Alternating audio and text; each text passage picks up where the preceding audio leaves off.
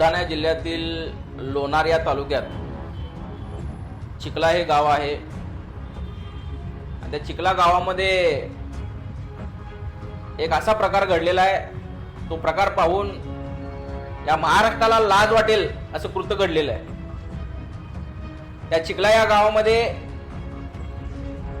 एका महिलेचे धिंडवडे काढले गेले,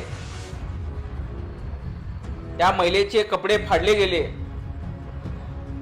आणि अख्ख्या गावाने अख्खं गाव त्या एका महिलेवर तुटून पडलं।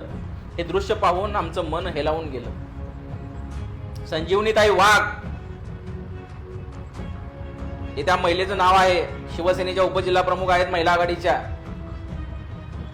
पक्ष आपण बाजूला ठेवू एक वेळ, पण एक महिला म्हणून जर असं जर कृत्य या महाराष्ट्रामध्ये जर घडत असेल तर या महाराष्ट्राच्या गृहमंत्र्याला काय थोडी वाटत असेल तर त्यांनी राजीनामा दिला पाहिजे या सगळ्या गोष्टीचा।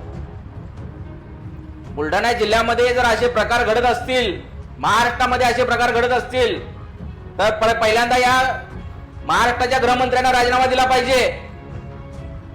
लाडकी बहीण म्हणून तुम्ही या महाराष्ट्रामध्ये जे काय बोंबलताय ना, ते बोंबलून का उपयोग नाही। आमच्या या महिलेला संरक्षण द्या अगोदर। या महाराष्ट्रातल्या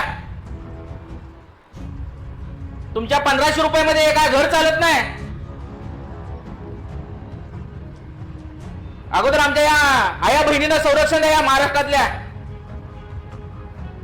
आया बहिणीचे कपडे फाडले जातात या महाराष्ट्रामध्ये। छत्रपती शिवाजी महाराजांचा हा महाराष्ट्र, राजमाता जिजाऊंचा हा बुलढाणा जिल्हा, आणि त्या बुलढाणा जिल्ह्यामध्ये जर असे प्रकार घडत असतील, एका महिलेला तिचे कपडे फाटोसर जर तिला मारलं जात असेल, पहिल्यांदा त्या जो बुलढाणाचा कोण सीपी असेल, एसपी असेल, ग्रामीण भागाचा जे कोणी पोलीस इथं उपस्थित असतील त्या सर्वांना कामावरून काढून टाका आणि त्यांना जेलमध्ये घाला त्या सर्व पोलिसांना। तुमच्या समोर जर एका महिलेला मारत असेल तर तुम्ही काय करताय?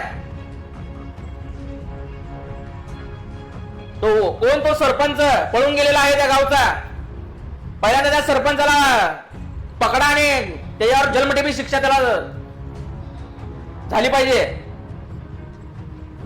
20 वर्ष सर्वात त्याला त्या सरपंचाला जेलमध्ये। जर एका महिलेला तुम्ही मारत असाल कपडे फाटोस्तोर, काय मानसिकता तुमची? कुठे गेले तुमचे छत्रपती शिवाजी महाराजांचे असलेले विचार? कुठे गेले?